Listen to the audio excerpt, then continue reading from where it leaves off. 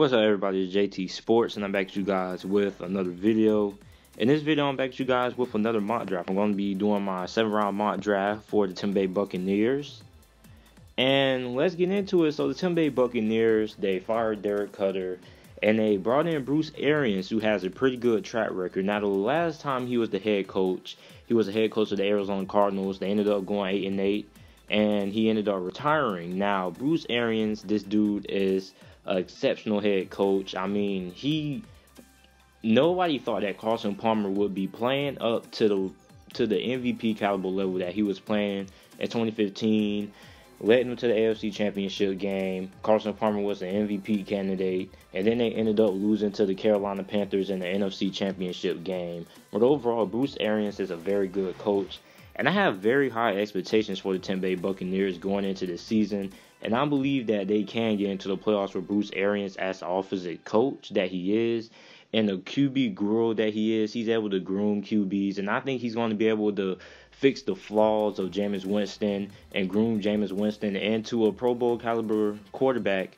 this year. And Jameis Winston, he has a very big year. He's in the 5th year of his rookie deal. If he doesn't do good this season, then he's going to end up not playing for the Tampa Bay Buccaneers and end up elsewhere. So this draft is also very important because it's a couple of holes that they need to fill, especially on the defensive side of the ball. And that's why in the first round of the NFL draft, 5th overall, I have the Tampa Bay Buccaneers taking linebacker Devin White out of LSU.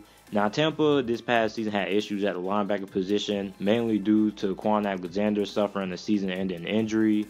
And then later on, a couple of weeks ago, he will end up signing with the San Francisco 49ers in free agency. Now, the Bucs, they did sign linebacker Deion Buchanan, but another linebacker will probably be needed, and then White will fill that hole greatly. He's a great athletic linebacker. He plays sideline to sideline. He's also very good in pass coverage. He reminds me a lot of Roquan Smith from last year's NFL draft, and then White will be a good pick for the Bucs at number 5. In the 2nd round, 39th overall, I have the Bucs taking cornerback Rocky Sin out of Temple University. Now, Rocky Sin has riven up a lot of draft boards lately. He had a very good combine and also a very, very good Senior Bowl week. And some experts are making the argument that he deserves to be in our top 3 cornerback discussion with Greedy Williams and DeAndre Baker. Now, I wouldn't go that far, but I believe he is probably one of the best cornerbacks in this draft, and I wouldn't be surprised if he goes earlier than what I have for mock that right now. And he's probably the best press corner in this draft class, and he will help improve a horrible Bucs secondary that was one of the worst units in the NFL last year. In the 3rd round, 70th overall, I have Tampa Bay Buccaneers selecting halfback out of the University of Memphis, DARRELL Henderson. Now, DARRELL Henderson, he is a monster. This guy is a threat to score almost every time he touches the ball. He has very great quickness and strength. And the Tampa Bay Buccaneers, even though they do have Ronald Jones, he struggled to find consistency last year in Tampa Bay's offense. And I see nothing wrong with Tampa Bay adding another halfback in the mix to compete for the starting running back role in Tampa. Now, I believe Ronald Jones has a lot of potential, and I'm not saying he's a bust or anything. It's a little bit too early to tell. I don't like calling players bust after one season. I like to give players at least 3 seasons to decide if they're a bust or not. And Ronald Jones, I think he's going to end up being a pretty good player, but for right now, I just think it would be good for Tampa to add another running back in that running back room and get some more competition going. And even if Ronald Jones or DARRELL Henderson ends up becoming the starter, I can see both of these guys having very good production and splitting reps and splitting snaps with the Tampa Bay Buccaneers coming up this season. So in the 4th round, I have the Tampa Bay Buccaneers selecting safety Mike Bell with the 108th overall pick from Fresno State. Now again, the Tampa Bay Buccaneers secondary was trash, so I'm going to let them take a safety in the 4th round. That would be the smart way to go with Mike Bell, which at this point will be one of the best safeties available. He has great ball skills. He's a great tackler, and he can play in the box and help out with run support. Now, he needs to improve on coverage, and I know a lot of people want to be like, well, you say the Tampa Bay Buccaneers secondary was trash, mainly because how many yards they gave up per game, and pass coverage, they were like very, very near the bottom half of the league when it comes to passing yards allowed and passing yards per game that they gave up. And even though Mike Bell isn't great in coverage, at this point in the draft, most of the safeties available aren't very good in coverage. So Mike Bell, he's probably the best coverage safety in this point in the draft that's going to be available in the 4th round. And he has great ball skills, and he's very good in run support. You can line him up as kind of like a 4th linebacker. You can put him in dime and nickel formations, and he would be a very good addition for the Tampa Bay Buccaneers defense.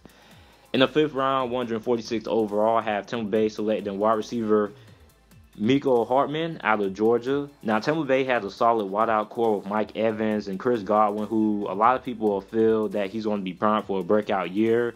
But the Bucs did lose Adam Humphries, who signed with the Tennessee Titans in free agency. Now, MECOLE HARDMAN could be a very good replacement for Adam Humphries. He ran a very fast 40 time at the NFL Combine, a 4.33. He's very excellent in space, very good with the ball in his hands. He was an All-American returner this past season.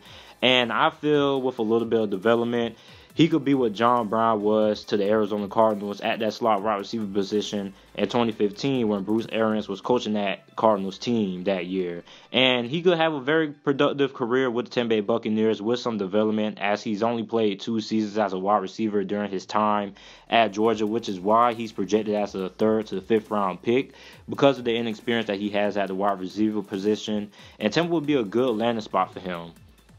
In the 6th round, I have them selecting cornerback Derrick BAITY from the University of Kentucky. Now, BAITY, he was quietly running the best corners in the SEC from last season, and he will be a good selection for Tampa when it comes to adding depth to the cornerback position. Now, I already had them selecting a cornerback early on in this mock draft. I had them selecting Rocky Sin.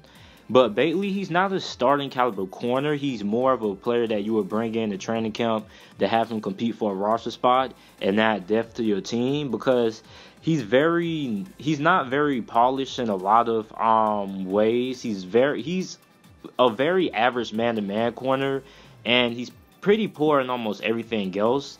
So you could bring him in to training camp and have him compete for a roster spot, have him become a backup, and maybe within 4 to 5 years, he could potentially become a nice starting cornerback in the NFL. But he needs a lot of improvement in everything else. But man coverage is his strength. And in the 6th round and the 7th round, you're not really looking for guys who can come in and start right away. You're looking for guys to bring in the training camp and give them an opportunity to make the roster and, you know, put them on special teams and develop them. And maybe you can thrust them into that starting role 4 from 5 years from now.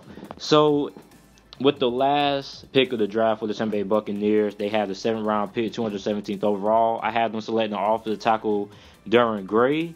Now, Gray could be a solid backup for the Bucs at this spot. The Tampa Bay Buccaneers this offseason spent a lot of money on their offensive line, Donovan Smith, guys like that. And Gray is a very huge offensive lineman, but the downfall of him is that he's very slow and he's not very good in run blocking. He's pretty much a very average run blocker at best. And when you look at his overall skill set, he's pretty much a solid backup.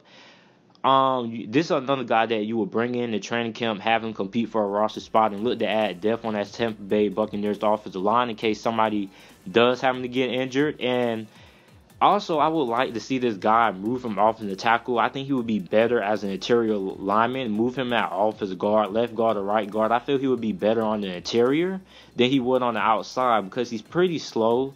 And for Maryland, he wasn't a great starter. He wasn't a terrible starter neither. He was just a pretty average starter at best. He's just a very huge dude. This dude is 6'4", 320 pounds. So he would be a good pick here if the Tampa Bay Buccaneers are looking to add some more depth on that offensive line.